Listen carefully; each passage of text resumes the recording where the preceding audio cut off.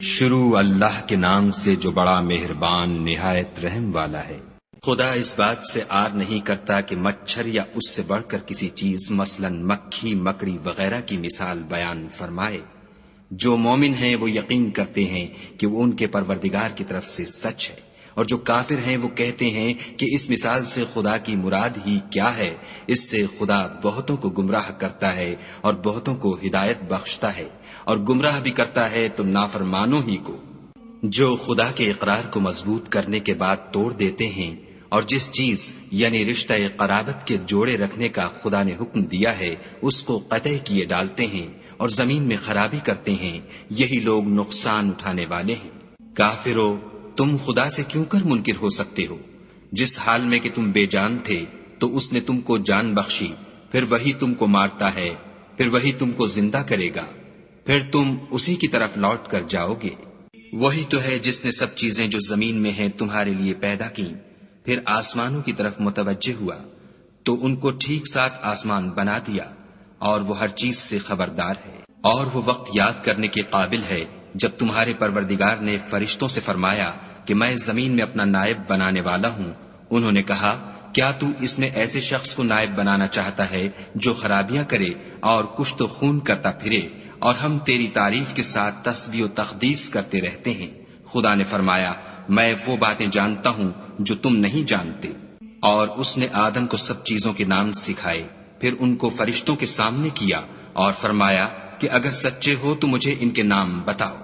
انہوں نے کہا، تو پاک ہے، جتنا علم تو نے ہمیں بخشا ہے اس کے سوا ہمیں کچھ معلوم نہیں، بے شک تو دانا اور حکمت والا ہے۔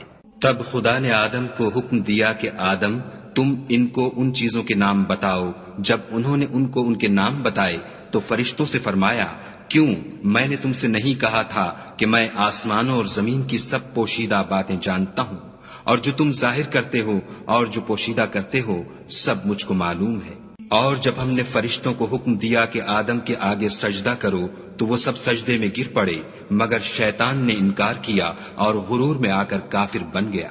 اور ہم نے کہا کہ اے آدم، تم اور تمہاری بیوی بہشت میں رہو اور جہاں سے چاہو بے روک ٹوک کھاؤ پیو، لیکن اس درخت کے پاس نہ جانا، نہیں تو ظالموں میں داخل ہو جاؤ گے۔ پھر شیطان نے دونوں کو وہاں سے پھسلا دیا اور جس عیش و نشاط میں تھے اس سے ان کو نکلوا دیا۔ تب ہم نے حکم دیا کہ بہشت بری سے چلے جاؤ، تم ایک دوسرے کے دشمن ہو، اور تمہارے لیے زمین میں ایک وقت تک ٹھکانہ اور معاش مقرر کر دیا گیا ہے۔ پھر آدم نے اپنے پروردگار سے کچھ کلمات سیکھے اور معافی مانگی تو اس نے ان کا قصور معاف کر دیا، بے شک وہ معاف کرنے والا اور صاحب رحم ہے۔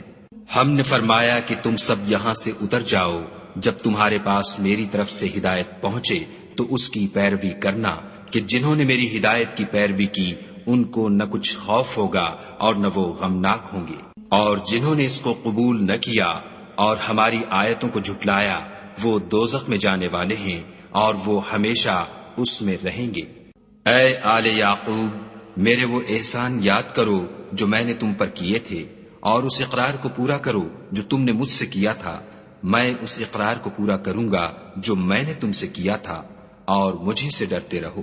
اور جو کتاب میں نے اپنے رسول محمد صلی اللہ علیہ وآلہ وسلم پر نازل کی ہے، جو تمہاری کتاب تورات کو سچا کہتی ہے، اس پر ایمان لاؤ اور اس سے منکر اول نہ بنو، اور میری آیتوں میں تحریف کر کے ان کے بدلے تھوڑی سی قیمت یعنی دنیاوی منفعت نہ حاصل کرو، اور مجھے سے خوف رکھو، اور حق کو باطل کے ساتھ نہ ملاؤ اور سچی بات کو جان بوجھ کر نہ چھپاؤ، اور نماز پڑھا کرو اور زکوٰۃ دیا کرو، اور خدا کے آگے جھکنے والوں کے ساتھ جھکا کرو۔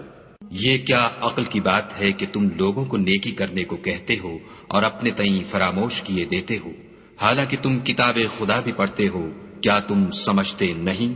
اور رنج و تکلیف میں صبر اور نماز سے مدد لیا کرو، اور بے شک نماز گراں ہے مگر ان لوگوں پر گراں نہیں جو عجز کرنے والے ہیں، جو یقین کیے ہوئے ہیں کہ وہ اپنے پروردگار سے ملنے والے ہیں اور اس کی طرف لوٹ کر جانے والے ہیں۔ اے یعقوب کی اولاد، میرے وہ احسان یاد کرو جو میں نے تم پر کیے تھے، اور یہ کہ میں نے تم کو جہان کے لوگوں پر فضیلت بخشی تھی۔